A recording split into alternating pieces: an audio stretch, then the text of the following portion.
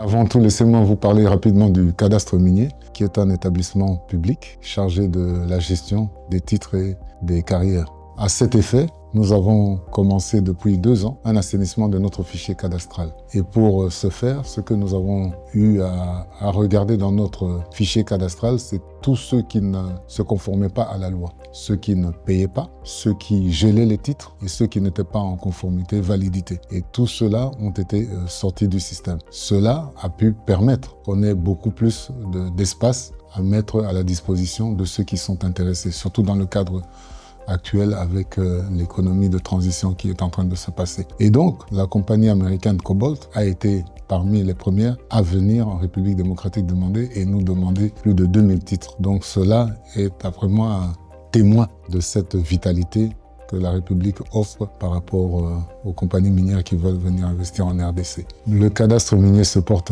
très bien. Après 2 ans que nous sommes à la tête de l'entreprise, nous avons commencé à, disons, moderniser le cadastre minier, c'est-à-dire que nous avons embarqué dans une politique maintenant d'investissement, donc d'être un cadastre de proximité à travers toute la République. Nous ouvrons plusieurs bureaux pour pouvoir gérer efficacement les titres que nous donnons. Nous avons aussi commencé la digitalisation du cadastre minier pour répondre rapidement, de manière transparente à notre devoir de redevabilité. Et puis, nous nous embarquons aussi à professionnaliser tous nos agents qui sont ici au cadastre minier par des formations et autres activités. En tant que structure de l'État, dans la chaîne de valeur, quand quelqu'un veut investir en République démocratique du Congo, il doit connaître dans le domaine du secteur minier, il doit connaître là où il veut aller. Donc il y a déjà la géologie qui commence pour savoir où est-ce qu'il va aller. Une fois qu'il détermine là où il veut aller, il vient chez nous au cadastre minier pour légaliser son activité.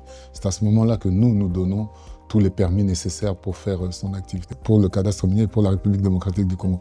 Donc nous allons jouer un élément assez simple, c'est pour leur montrer comment est-ce que ça peut se faire de manière responsable, transparente et sans problème. Et donc à cet effet, nous pensons qu'avec les autres collègues des autres services, nous pourrons jouer un rôle essentiel pour attirer les compagnies américaines qui veulent investir en RDC. Nous sommes en ligne, donc vous pouvez déjà aller dans notre site et vous allez voir tous les titres qui sont donnés et affectés à l'exploitation. Et vous pouvez donc déterminer où est-ce que vous allez. Une fois que vous êtes sûr de cela, vous venez chez nous au guichet et vous faites une demande et le personnel sont vraiment professionnels pour pouvoir vous enregistrer et faire toute la démarche nécessaire. Et une fois que ça rentre chez nous, tout est automatisé jusqu'à ce qu'on puisse faire sortir un avis favorable qui sera ensuite transmis chez le ministre pour prendre un arrêté, donc vous octroyons un permis de recherche. C'est un peu ça l'activité qui prendrait au minimum une 30aine de jours en moins.